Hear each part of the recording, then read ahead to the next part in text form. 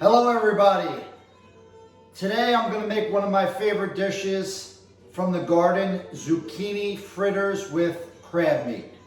Let me go over the ingredients that you need to make this dish. We're midsummer, so zucchini is sprouting in a lot of people's gardens. We start with 4 medium-sized zucchinis. You got 2 carrots, half of a red onion, around 3/4 of a pound of crab meat, 1 cup of red hot cherry vinegar peppers. I got 2 eggs. These are duck eggs, but you could just use regular eggs. We've got a farm next door. I got them next door at the farm. 2 cups of all-purpose flour. I've got a couple of rosemary leaves. I've got my fresh mint from the garden, and I've got some parsley. What you need for this is a grinder, just a standard grinder, and what we're going to do is begin grinding the zucchini. What you do is you cut the ends off on each one of the zucchinis. That way it grates a little bit easier. I'm going to put all this into one bowl, and it's going to come out kind of like a pancake batter that you'll fry, and it'll just come out nice. So you're going to do this with the carrots and the zucchini. You're just basically going to shred them. Shred the zucchini. And one of the things that I like to do is after I shred the zucchini, I put it in a strainer with some salt, and I try to get all the water out of the zucchini. That way the texture of the fritter is a lot meatier and less water inside it. So I'm going to grind away, and I'll be right back at you once I'm done grinding all these vegetables. Okay, we've got the four zucchini, 2 carrots all mixed and shredded over here. It's been dried out. I am going to add the half of onion right in there, chopped finely. I've got the vinegar peppers, hot cherry vinegar peppers going right in. I've got the seafood crab. I'm going to spread that around generously. Got those 2 done. I'm going to add 2 duck eggs. These are a little hard to crack sometimes, but this one got hopefully not too much shells in there. Oh, you can see a little shell. Got it out. Okay. If you're gonna do this at home, I would recommend putting it in a bowl, but you know, little eggshell goes a long way. I think it actually helps in the garden in some areas. So I'm gonna take one of these branches of rosemary, and I'm gonna chop this up very finely. And I'm gonna add that to the batter here. I have some salt and pepper as well. Give a couple, probably when it's all said and done, a teaspoon of salt. Same with pepper, black pepper.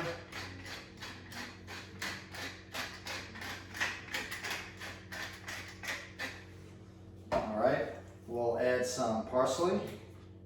Fresh picked parsley right from the garden. I have a nice herb garden going this year. The weather's been fantastic, sunny, watering them pretty much every morning. And parsley adds just some nice flavor and color to the dish. And you don't have to put all these ingredients. You can use whatever ingredients you got. I have mince, I have rosemary. I've got a couple of other ingredients, but I like to use whatever I have and improvise. I'll throw the parsley in there, and we'll take a couple of leaves of the mint, add a nice fresh flavor to the dish.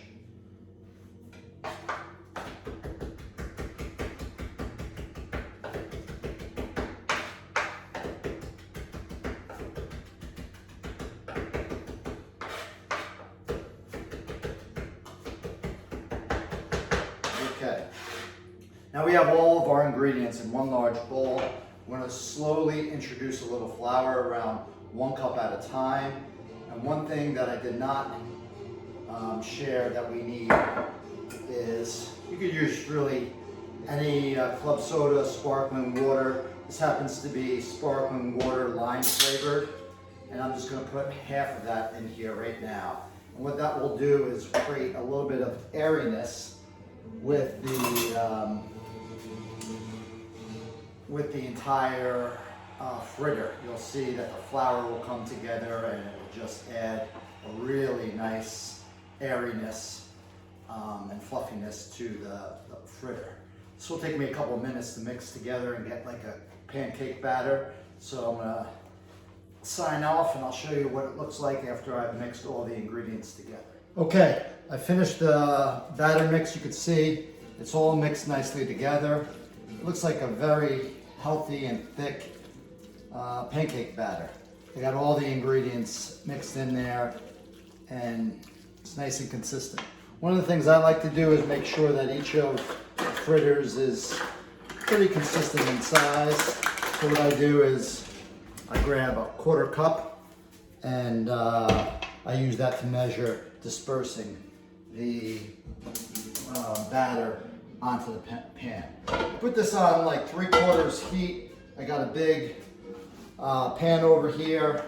I put vegetable oil in. And this needs to get pretty warm before I introduce the first 1/4 cup of the batter into the pan. So let this heat up and I'll show you how it gets fried. Okay, we're back. We're about to get started with adding the batter to the heated oil. This has been heating at the 3/4 flame for around 2 to 3 minutes. And we're gonna put our first one in there. You can hear the nice little sizzle as it gets into the pan. You can see that it's staying together very nicely. I can get around 7 of these around the pan. They cook and brown pretty evenly. And these make a great snack, you know, in the morning, in the afternoon, for lunch, over some salad. They're really enjoyable. One of the things you may be asking is, why did I use duck eggs instead of regular eggs? A couple reasons. First, because I can. I got a farm right next door. Just go next door, give the lady $6 and she gives me a dozen duck eggs. So that's helpful. But there's another reason. I like the color of the yolk. I like the flavor that it brings, and it also creates some fluffiness when you're baking. Now, this is not necessarily baking, it's frying, but it still adds some airiness to the fritter. So I'm gonna let these cook for a couple minutes and you'll see how they come out golden brown. Okay, we're back.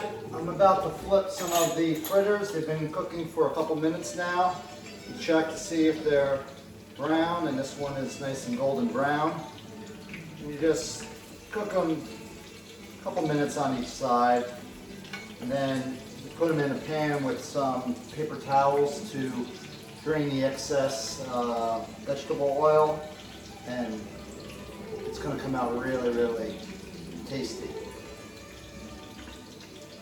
Okay, these have been cooking for a couple minutes, and you can see they're nice and golden brown. Flip it on the other side, very similar. We'll rest it on the paper towel, let it cool off, and then we'll add another 7 of these onto the hot pan over here, and we'll continue. If you want to know how many of these fritters are made with that batter, anywhere between 24 to 27, depending on if you use a 1/4 cup or not. And then one of the other things I wanted to show you, I didn't use the entire amount of rosemary or mint. What I do is I just sprinkle a little on top of the fritters. It's in there, but it's also on top in order to give a nice fresh flavor when you eat the fritter.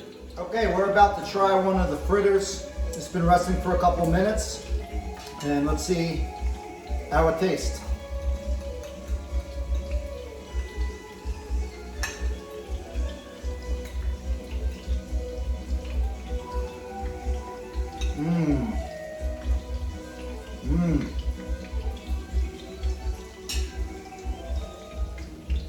Taste the zucchini, the crab, carrots, the herbs, rosemary and the mint, and wow, really, really tasty. This came out saporito. I hope you enjoyed my recipe of making homemade fritters. And if you're wondering who's playing in the background, that's one of my favorites, Al DiMilliola. He's the instrumental jazz guitarist, one of the best there is. I'm going to see him later on this month in New York City. Anyway, it was excellent. The music is excellent and the fritters are excellent. Buon appetito.